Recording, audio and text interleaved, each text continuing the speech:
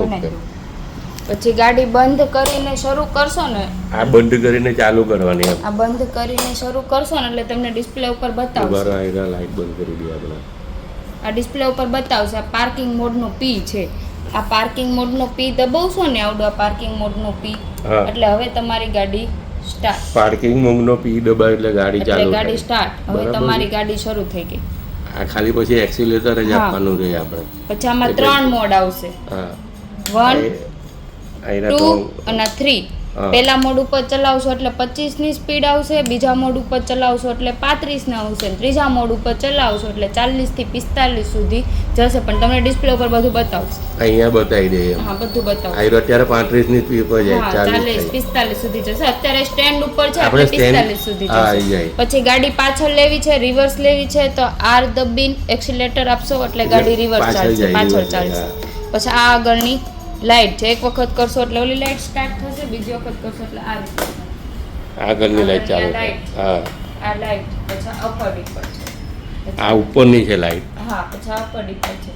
પછી આ side indicator, આ એરિયા અપર ડીપર એટલે આ આગળની ને આગળ પાછળ થઈ ગઈ. પછી આ સાઈડ ઇન્ડિકેટર, આ ઇન્ડિકેટર સાઈડના. બરાબર, અહીંયા મોબાઈલ ચાર્જનો પોઈન્ટ આવશે. આ એરા મોબાઈલ ચાર્જનો પોઈન્ટ છે, મોબાઈલ ચાર્જનો પોઈન્ટ આવશે. ઓકે. પછી આ ક્રૂઝનું બટન છે કે તમે આટલાની સ્પીડે ગાડી ચલાવો છો. હા, આટલાની સ્પીડે તમે ગાડી ચલાવો છો, કન્ટિન્યુ તમારે આ સ્પીડે ગાડી ચલાવવી છે તો ક્રૂઝનું બટન દબાવશો એટલે કન્ટિન્યુ તમારી ઈ સ્પીડે ગાડી ચાલશે. ઈ સ્પીડે ચાલશે. હા, ઈની સ્પીડે ચાલશે. અત્યારે ગાડી તમારી સ્ટાર્ટ છે. જે તમારે નથી જોતું તો પાછું આ બટન દબાવી નીકળશો એટલે બંધ થઈ જશે. બરાબર. પછી ગાડી બંધ કરીને શરૂ કરશો ને એટલે તમને ડિસ્પ્લે ઉપર બતાવશે. આ જે બતાવે છે ને 0 એ તમારે અહીંયા કિલોમીટર બતાવશે કે એટલા કિલોમીટર મારી ગાડી આગળ ચાલી છે. અને આ જે બતાવે છે ને એ તમારા વોલ્ટેજ છે, કિલોમીટર નથી. વોલ્ટેજ છે. હા, જ્યારે તમારી બેટરીમાં ફૂલ ચાર્જ થશે ને એટલે અહીંયા 67 વોલ્ટેજ આવશે. પછી જેમ જેમ તમારી બેટરીમાં લો ચાર્જિંગ આવશે, નીચું ચાર્જિંગ આવતું જશે. એવી રીતના અહીંયા 55 થી 52 વોલ્ટેજ આવશે.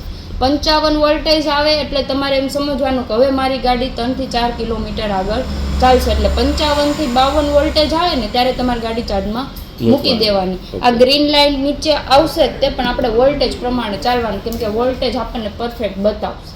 બરાબર. પછી આ બાજુ ક્લિક કરશો એટલે ડીકી ઓપન થશે. આમ બાજુ કરો એટલે આ ડીકી ઓપન થશે. આ ચાર્જર છે તમારું.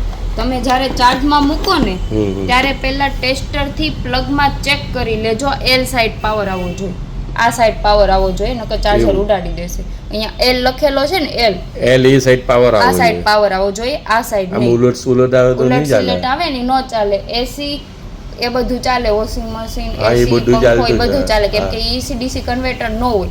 આની અંદર જે આવે ને એસી ડીસી કન્વર્ટર હોય એટલે આમાં બે સરખો પાવર થાય ને એટલે નો ચાલે. એટલે એલ સાઈડ પાવર આવે પહેલાં ખાસ ચેક કરી લેજો.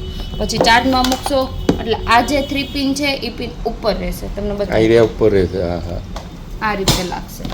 આ જે પિન છે આ પિન આ રીતે લાગશે.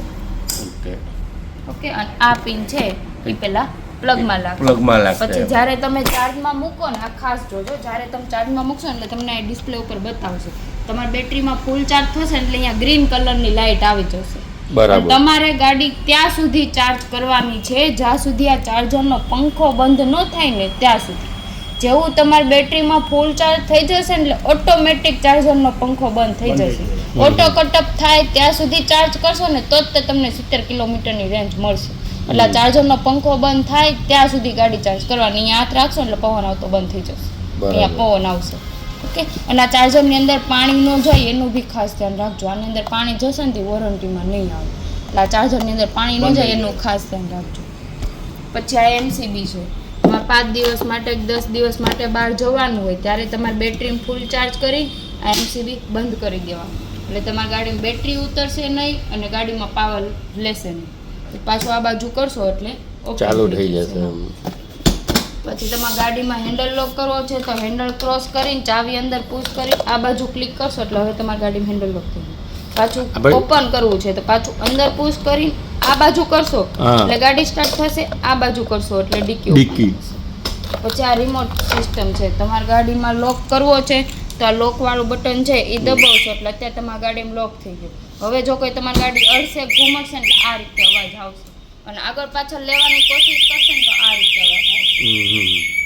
આ બંધ કરવું છે તો અનલોક વાળું બટન છે, અનલોક વાળું એ દબાવશો એટલે તમારી ગાડીમાંથી લોક ઓપન થઈ ગયું. હવે તમારી ગાડી રિમોટથી સ્ટાર્ટ કરવી છે ચાવી વગર, તો વચ્ચેનું બટન છે એને 2 વખત ક્લિક કરશો એટલે તમારી ગાડી રિમોટ થી ચાલુ થાય એટલે આપણે અહીંયા હા ચાવીથી ખાલી start ચાવી જ કરવાની. મારવાની રહી હા. ને.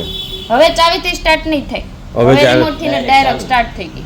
બરાબર. ઓકે, હવે એટલે આ પછી બંધ હોય તમે તો હ પણ હા ચાવી ન હોય ને તોય વિધાઉટ કી વિધાઉટ કી રિમોટ થી બરાબર. સ્ટાર્ટ થાય. Okay, okay. હવે તમારે રિમોટ થી જ શરૂ કરી છે તો રિમોટ થી જ અનલોક કરવાની, ચાવી થી નહીં કરવાની.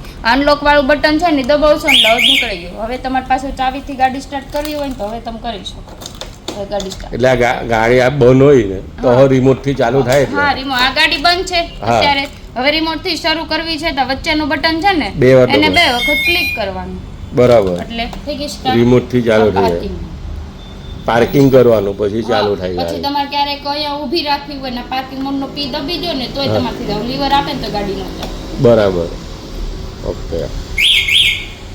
લો એ ભાઈ ચાલુ કરી